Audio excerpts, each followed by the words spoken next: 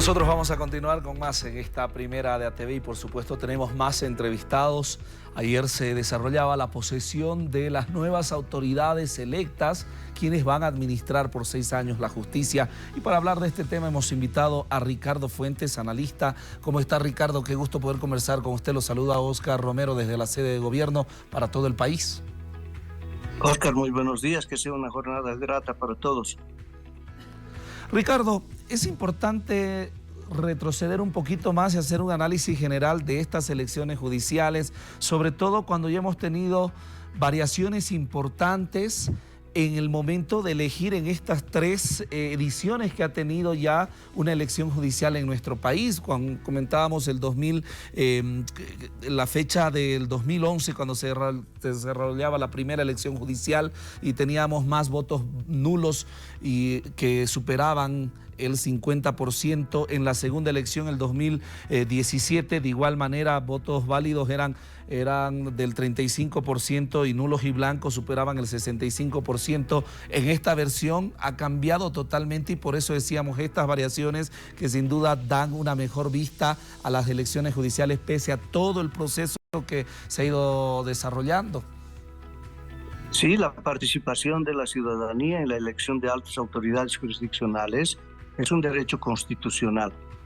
Y ese derecho constitucional se ha afirmado, además de haber legitimado a las nuevas autoridades jurisdiccionales.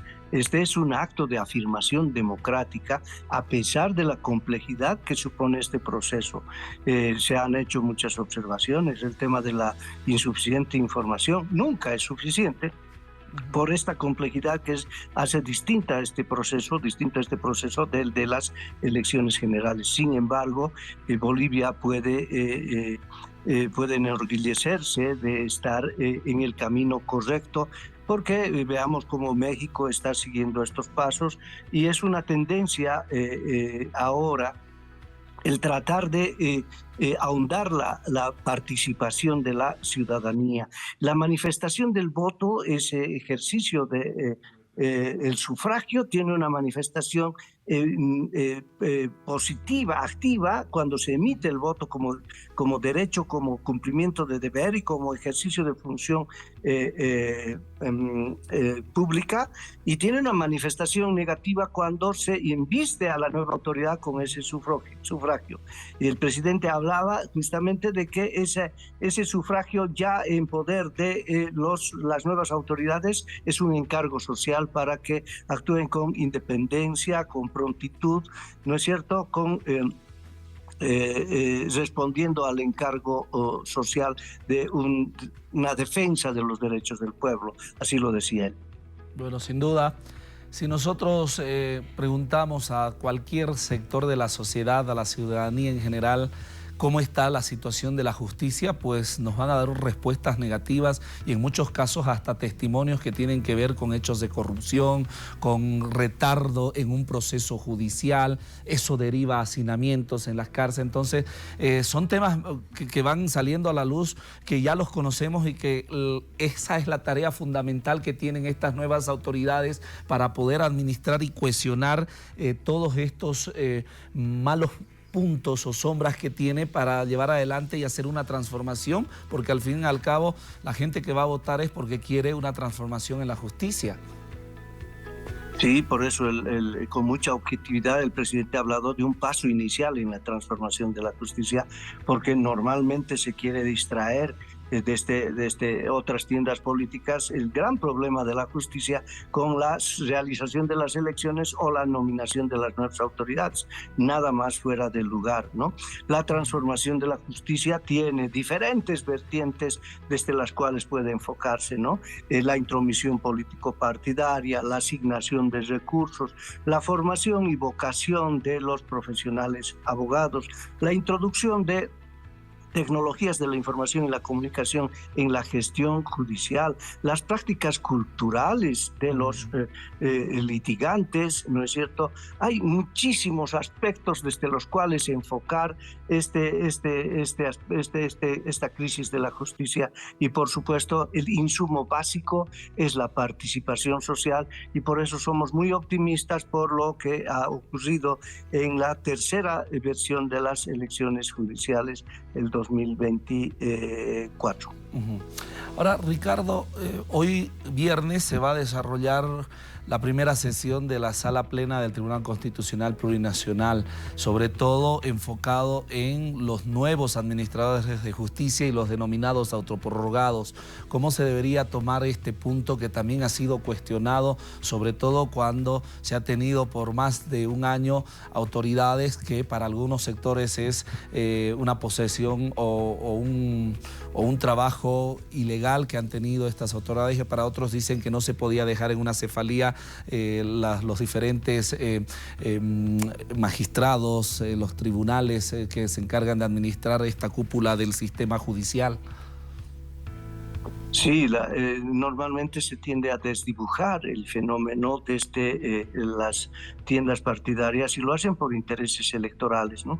Los magistrados prorrogados, ¿no? Que prolongaron su mandato, no son el origen del problema, son la consecuencia del problema.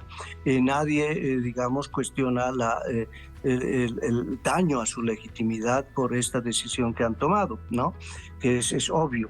Pero este es el resultado de que la Asamblea Legislativa Plurinacional no diera la talla política que correspondía. Fue incapaz de lograr grandes consensos que eran los necesarios.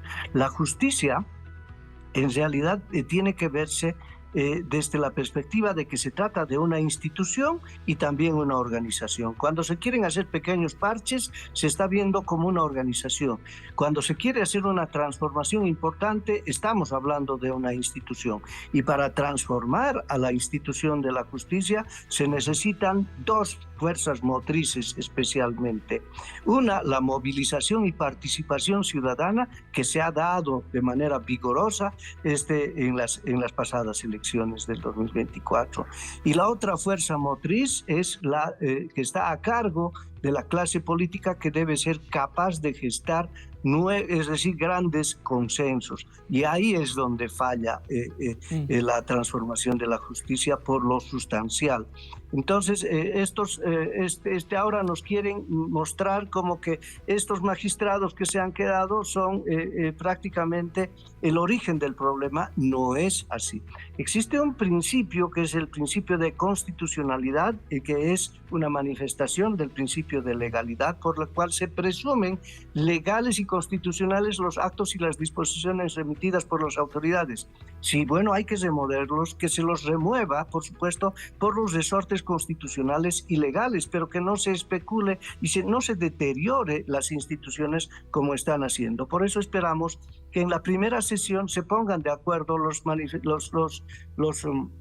magistrados renovados con los prorrogados, encuentren vías para canalizar un funcionamiento acorde a la demanda de justicia que tiene planteado el pueblo, y si no es así, que también habiéndose planteado iniciativas legislativas, estas sean encausadas oportunamente en la Asamblea Legislativa, que ese es el escenario en el que debe resolverse.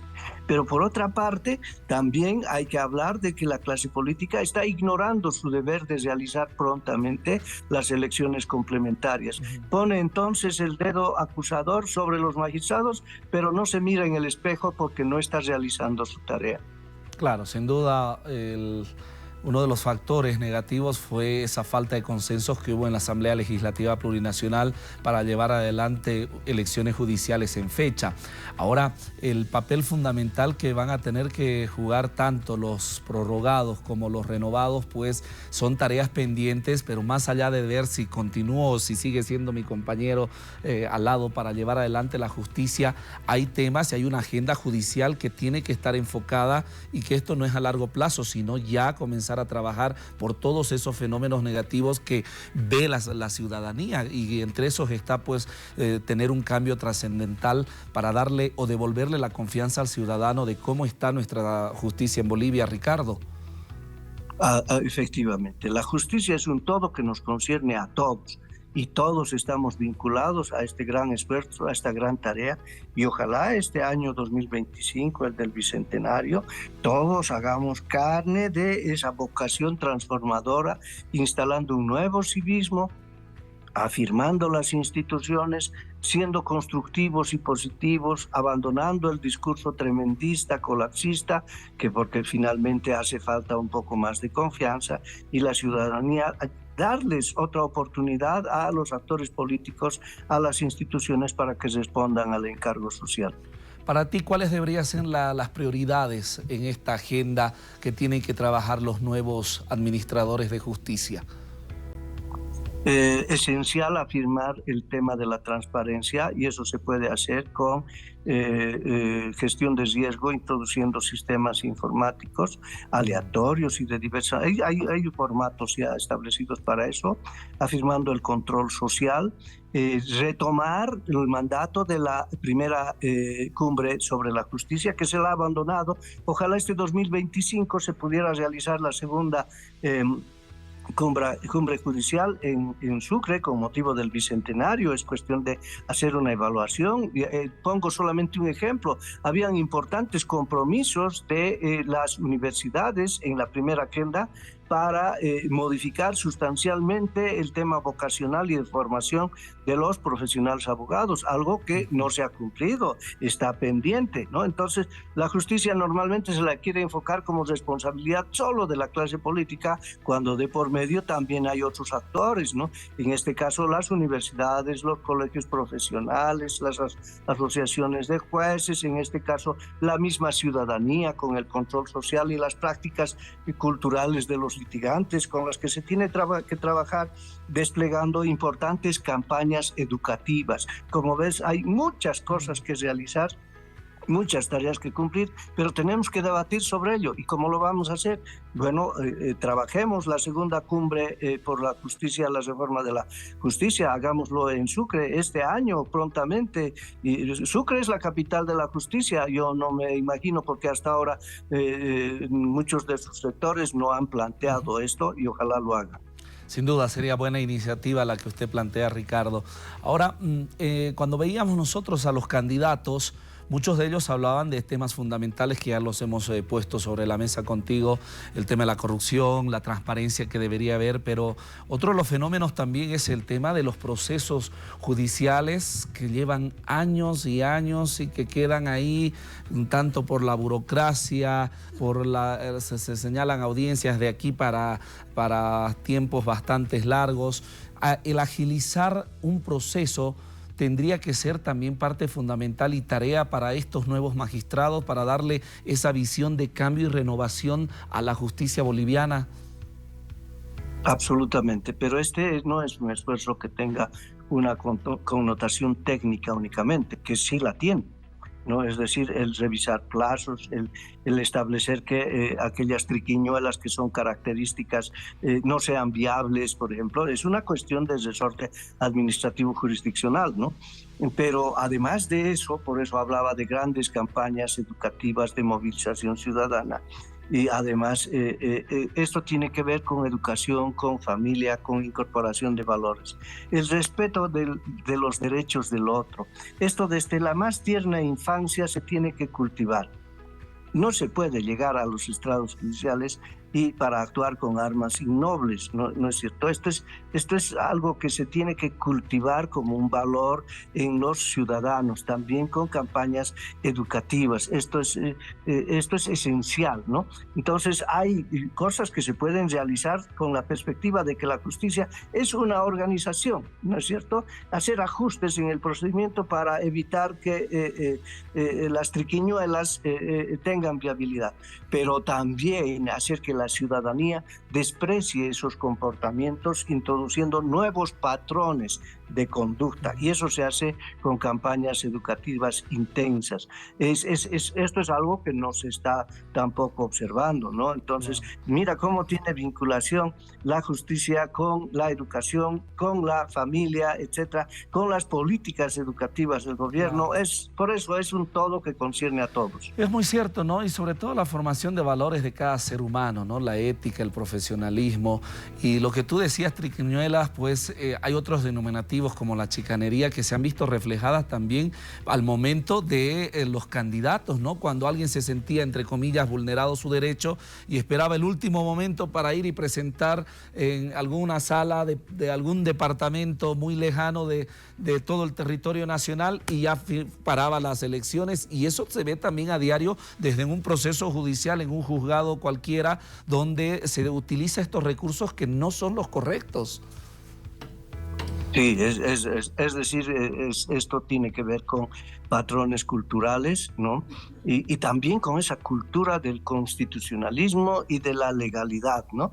Esto tiene una herencia colonial, ¿no? Desde ese tiempo en el que se hablaba de se acata pero no se cumple, o la ley solamente sirve cuando, o se cumple rigurosamente cuando es conveniente para mis intereses, ¿no? O la ley solo para mis amigos, es decir, para mis amigos lo que quieran y para mis enemigos la ley rigurosamente, ¿no? Esa concepción de que la ley es como la telaraña que atrapa a los insectos pequeños, o la serpiente que muerde al descalzo. Esto es lo medular, lo esencial que nos hace ver cuánto tenemos que trabajar.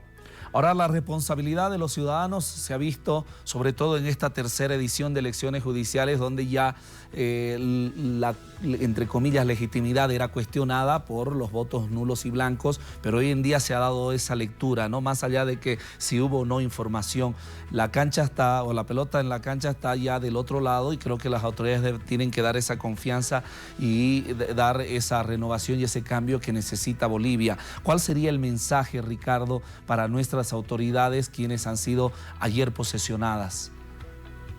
Enfrentar la adversidad, eso, es decir, en el pasado hemos tenido nosotros magistrados que han dado lecciones de valor enfrentando la adversidad por vocación, ¿no? Raúl Romero Linares, un jurisconsulto sucrense muy renombrado, decía: la justicia, más que en el texto de las leyes, está en el corazón de los hombres. Entonces, estos magistrados tienen que demostrar, ¿no?, cuánta magnitud tiene su vocación, cuánto pueden enfrentar la presión, la adversidad, y cuán titánica tarea pueden realizar para responder a eso que el presidente les dijo: defender los derechos del pueblo. Muy bien, muchísimas gracias, Ricardo. Qué gusto poder conversar contigo, sobre todo dando una mirada como ciudadano, pero también como analista de estas nuevas autoridades que serán en los próximos 6 años quienes se encargarán de hacer ese cambio profundo que necesita la justicia en Bolivia. ¿Algo más que quieras acotar, Ricardo, por favor? Pues siempre tener una actitud positiva, esperemos siempre lo bueno, y la tendencia a la descalificación, la tendencia al colapsismo, a la negación, es algo que tenemos que superar especialmente este año. Muy agradecido, buenos días. Vamos a estar convocándote en esta gestión también para ir revisando cada uno de estos temas. Gracias. Estaba con nosotros Ricardo Fuentes, analista, hablando sobre la posesión de los magistrados, pero sobre todo la situación de la justicia en nuestro país. Muchos testimonios que se dan, sobre todo cuando la gente tiene que padecer un viacrucis para poder llevar adelante su caso y exigir justicia, y eso es lo que se quiere cambiar, sobre todo en esta nueva elección de magistrados y en estas autoridades, entre comillas, probos, que serán los encargados de administrar por 6 años la justicia en nuestro país.